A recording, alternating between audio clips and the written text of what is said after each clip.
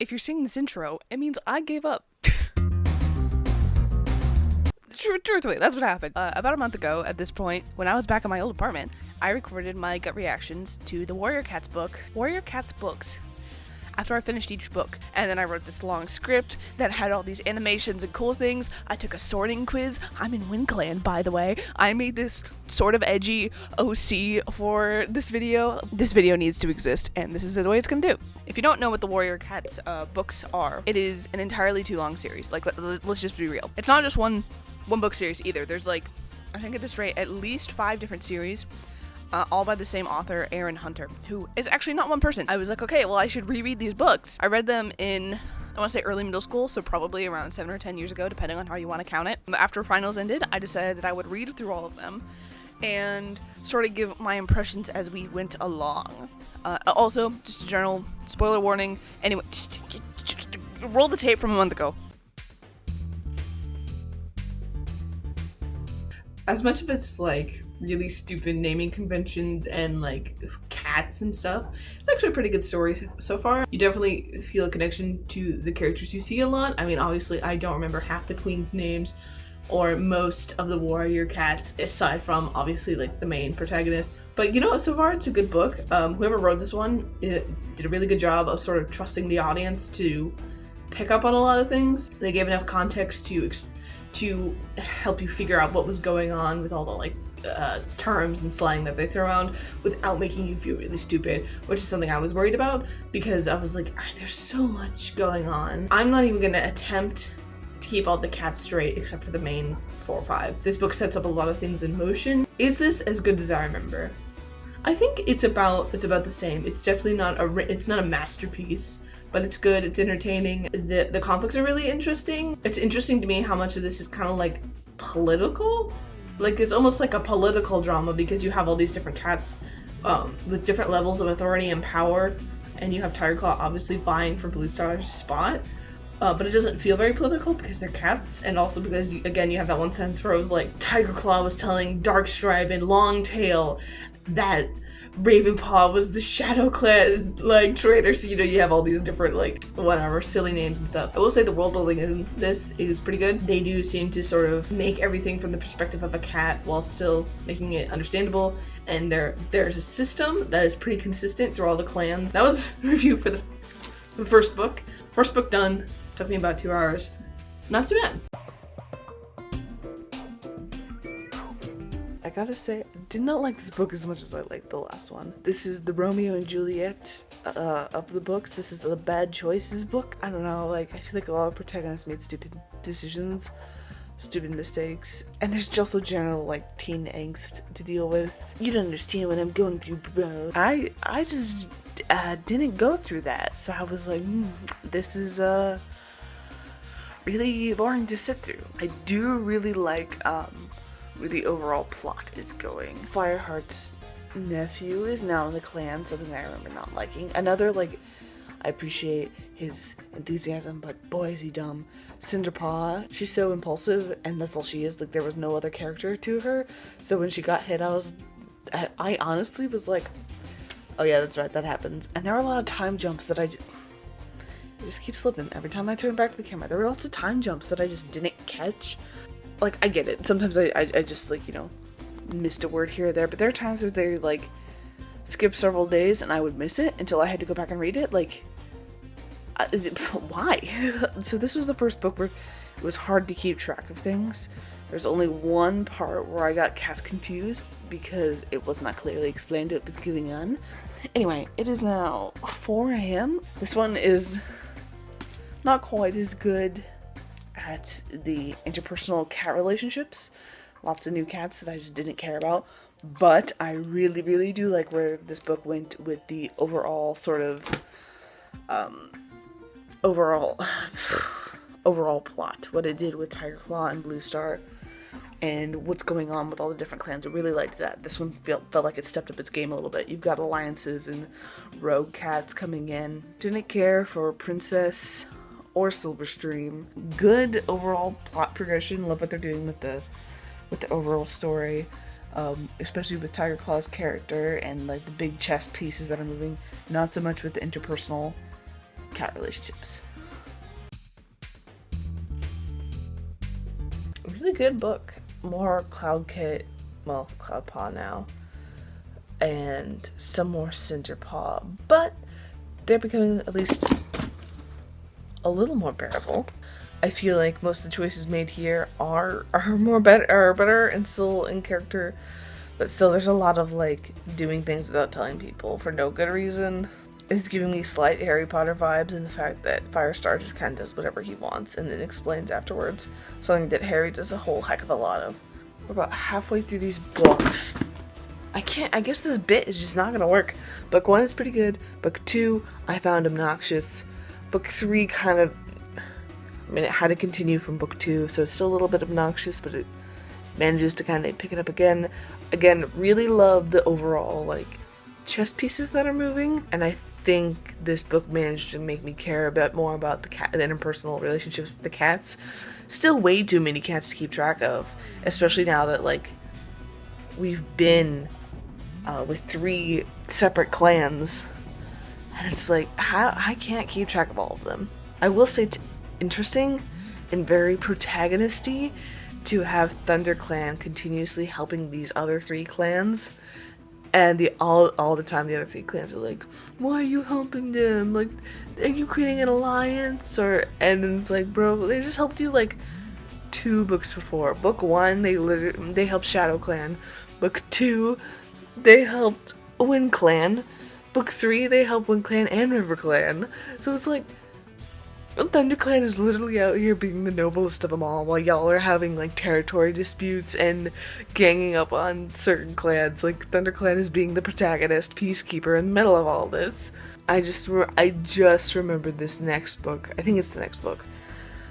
When Blue Star kind of starts losing her sanity is really hard to get through. And I can't remember if it's because it's frustrating to watch this like once great leader fall, or if it's frustrating because the way it's written.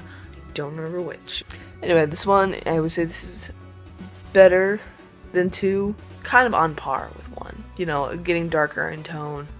3:30 in the morning when I finish these because my sleep schedule is terrible. We're getting through them. Today was a really long day, and it was kind of nice to, you know, come home and do a couple things and then get to relax and read a book. I will say, overall, I have been enjoying this adventure. These are definitely like middle school, maybe high school books. Like, these are teen books, maybe tween books if we want to use that word, but they're still enjoyable. So the next one is Summer, and it's been like a year. It's only been a year since Fireheart joined the clan. I think from here on out things get pretty drastic.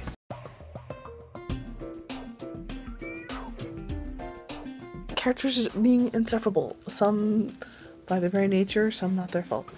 This book is still really hard to get through, mostly because like it really does hurt to see Blue Star like deteriorate like this, between her going insane and Cloud Paw being obnoxious. It is hard to get through. And I'm also noticing that I don't really like Fireheart that much as well. He is trying, which kudos to him. He has very good intuition, but he's also really bad at communicating. He's a terrible mentor. I guess one of the things that really annoys me at these books is I've known people like Cloudpaw, people who just don't listen to you no matter what you say. And he's like reformed or whatever, but it's like, I don't feel like it was earned. This is the one book where I think it moved both way too fast and way too slow. Cloud Kid's redemption arc happens way too fast. Blue Star's story happens a little too slowly. Time in this book is really weird. This isn't a weird book. Part of it I think is also the writing style. This is just a bit much. Like, this particular errand didn't mesh well with the other previous 3. Tomorrow will be book number 5. We're getting near the end. This is the first book that took me 2 days to finish. Not because, like, reading was hard, it's because I read, I think, about half of it yesterday and then took a break and then didn't pick it up again. These books are not paced very well, I think, is the biggest thing for me. And there's too many characters and things going on. And I know, like, for me, retaining names is really difficult. And these, like, I can't remember half these cats. They're like dying left and right. There's so many things that I feel like don't matter, and I'm starting to realize that I don't like the protagonist cat, which is a bit of a problem. He rarely, if ever, says the right thing. He loves Sandstorm, and they love each other, but like he has a really weird way of showing it, and he never really seems to take into account how she's feeling. He's like, he knew he had said the wrong thing. It's like, well, maybe you should have thought about it before. He's really snappy. He still cannot keep his apprentice in check, and I think he's kind of brash. There's lots of teen angst rolled up in these books, and I feel like I would like them a lot more if there was a lot less of that. Like, I think the overall pacing of like the big chess pieces of like every book Tire Start does something. Like, that's essentially how each book is formatted is fine, but like there's all this interpersonal stuff, and each book has like Tiger Star does something, there's some drama, and then there's like a big reveal or a big thing that launches us into the next book. And I feel like that overall structure works, but there's just so much that happens that it's just kind of overwhelming, honestly. Like, of course Fireheart has to deal with his relationship troubles with Sandstorm.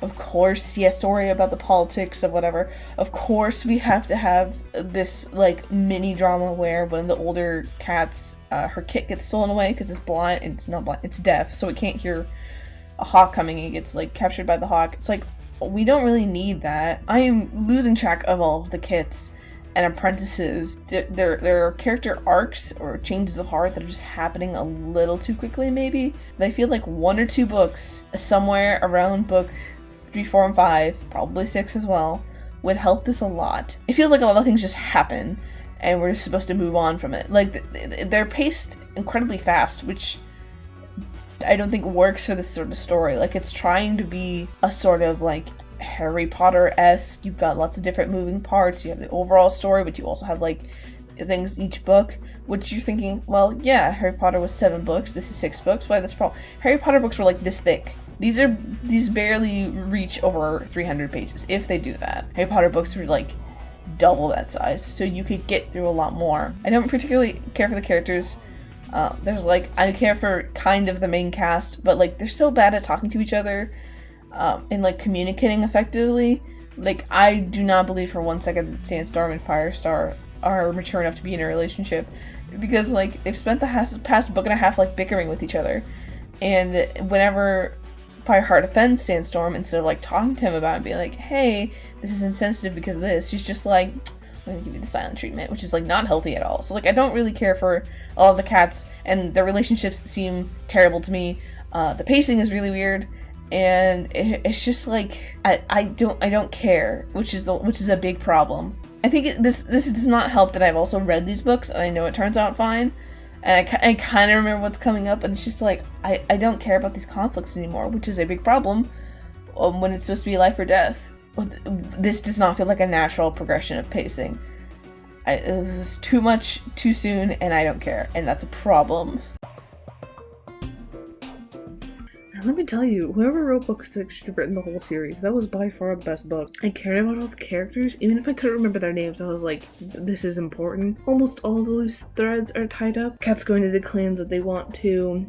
Most of my questions are answered. It's a pretty satisfying ending as well. That book was so good, and I felt like it felt like a natural progression. I just wish that books 2 through 5 were not such a slog. Firestar was a really good character. I don't know what it was, like, he just felt relatable. I will say that I was expecting a couple more casualties than there actually were, but none of the main cast died, which is something. I don't know who wrote the 6th one. Number 1 is good. 2 through 5 are okay. Some of them are mediocre. Most of them are okay.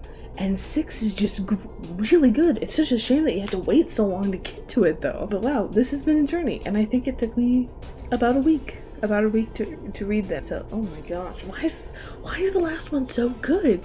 Who wrote why is it so good? Book 1 is pretty good. It's a good solid opening. It kind of eases you into the world, obviously, as you follow the protagonist, and it pretty like treats you with some respect as a reader. They're like, oh yeah, you can definitely like follow along and pick stuff up. Books 2 through 5 were just hard to get through, like, not gonna lie, for many different reasons. For some of them, it was like I just didn't like the characters, especially Cloud Kit. I hate him with a passion. He has no character. His character is I'm gonna do what I want.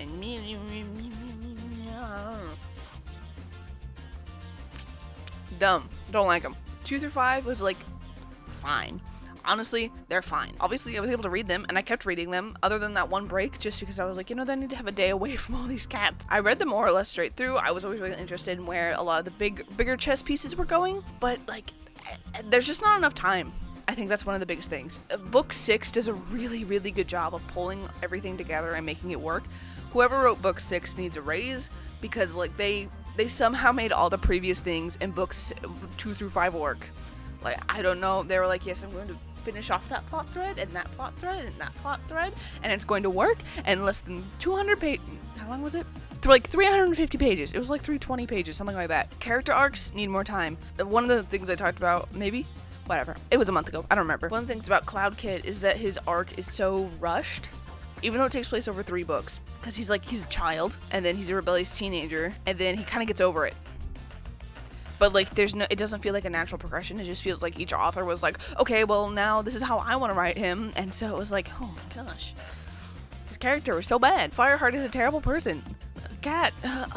Like, he doesn't think about his actions. And there's, like, no way he's in love with Sandstorm until the last book. Like, there's just no way. He knows he said something wrong, but he never apologizes for it. Or he never, like, goes to her and is like, I'm sorry that I hurt you. Or that, like, you...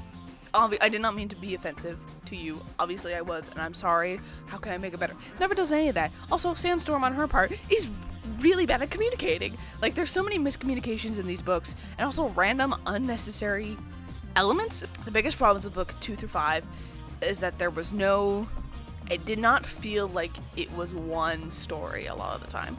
A lot of the, like, overall elements were the same, but the little plots within each book didn't always feel worthwhile, and a lot of times I just didn't care about the cats. I'm not gonna lie. I would say somewhere between 50 and 70 cats you gotta keep track of. I just gave up at one point. There needed to be a consistent plan, which, if you want to look up, you can see that very much was not. Each author kind of just took it in their own direction. So when I say book 6 was good, book 6 feels especially good because I just had to read books 2 through 5 where it made no sense, and then book 6 like stepped in and somehow retroactively made everything work. And it was like, all right, here's the conclusion. And they just did such a good job of, like, recapturing the wonder and sort of, I don't know, fantastical elements of warrior cats, which are really present in the first book, and then the books 2 through 5 are just kind of like, oh my gosh. I could rant on and on about this. But in conclusion, let me get some more ramen. Are these books good? They were entertaining. I really liked them. I would never read them again. I probably would read book 1 and maybe book 6. They're not really all that outstanding.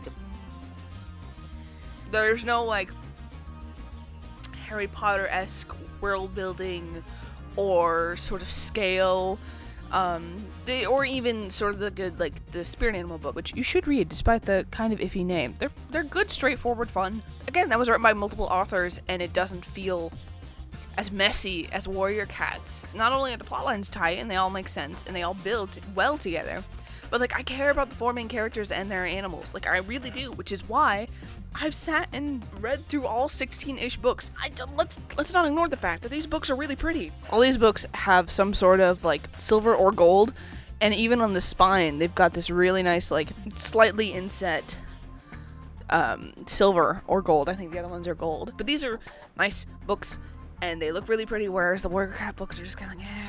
Like, honestly, if you want to read Warrior Cats, read Spirit Animals.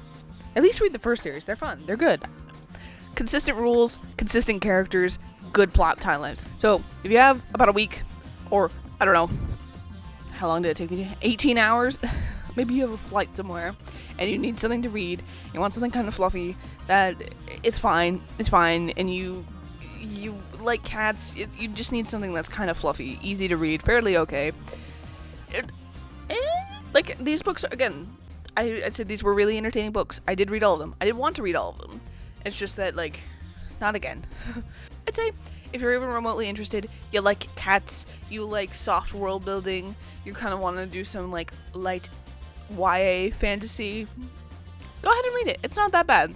At the end of the day, it's about cats. Oh.